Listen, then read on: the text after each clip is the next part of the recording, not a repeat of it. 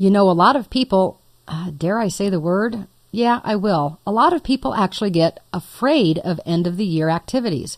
And they really shouldn't, because this is just doing some final reporting. There really isn't a lot of data entry or data manipulation in it. You've already done the hard part. What I've done for this particular chapter is I've opened the product sample file. So if you close all of your company files down, get back to that original QuickBooks window, you can say to open the product and services sample file or the product sample file to kind of get where we're at.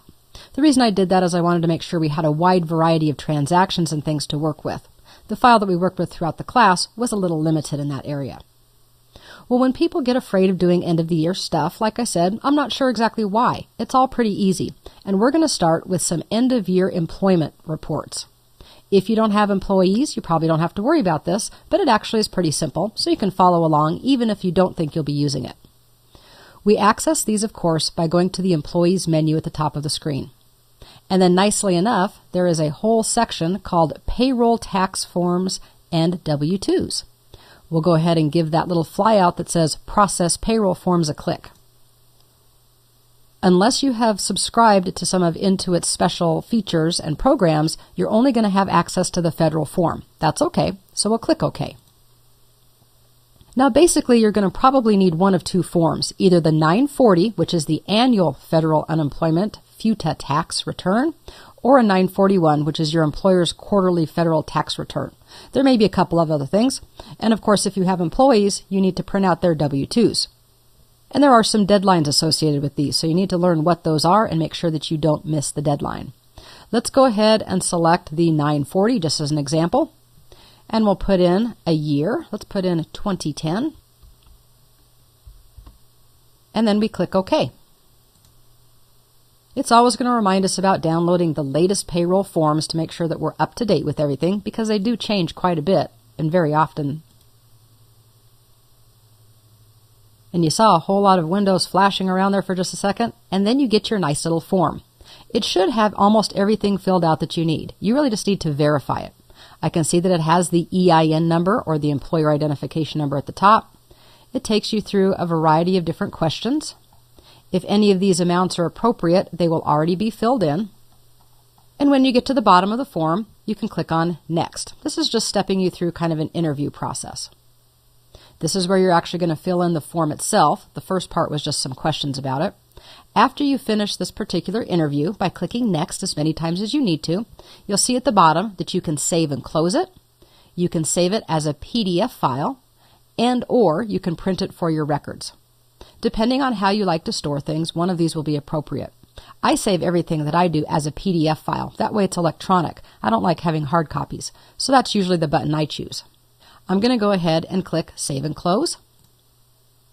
And it tells us the next things we have to do. I'll go ahead and say thank you. Okay, I know if I have a payment, I have to mail it. The next thing that people need to do, but we do have to go back here a little bit, is to the Employees menu, back to our payroll tax forms and W-2s, because I just want to show you what it's like to go through the W-2 process for employees. It's very similar and very simple. This time we click the bottom option. Again, make sure you have the appropriate tax year filled out. You don't want to send out the wrong information. That makes both the IRS and your employees a bit cranky. Then we'll click OK. And if you don't have any employees, like the sample file doesn't, it will say no employees have been paid in the given year, and you can say OK. If you have had employees who have been paid, it will again simply walk you through each one that you can see. The W-2s and your W-3 will actually print out in multiple copies, because as you probably know, having been an employee, you have several W-2s that you get in the mail. You can buy the W-2 forms in most stationery stores right around the beginning of the year through tax time. I'll go ahead and cancel out of this window and talk about one more thing that you might have to file, and that would be 1099s. If you don't have any employees, but if you have paid any contract labor over a certain amount for the year, then you need to fill out a 1099 for that person. That is, of course, unless they're a corporation. Corporations don't have to have that, but if you had a sole proprietor, say maybe you paid somebody for maintenance or sprinkler repair, one of those types of things. In order to access that, you're going to go to Vendors. And again, they've made it very easy to find. Print 1099s. You can run a report to look at your vendors.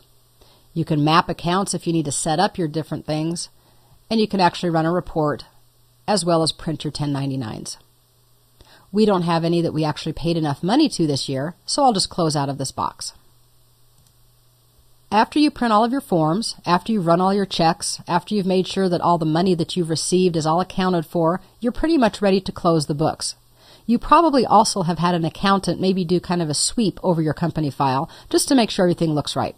Because remember, closing the books is kind of a final thing. You don't want to go back and make any transactions or changes after that. But actually closing the books is a very simple process. You simply go to the Edit menu and come down to Preferences.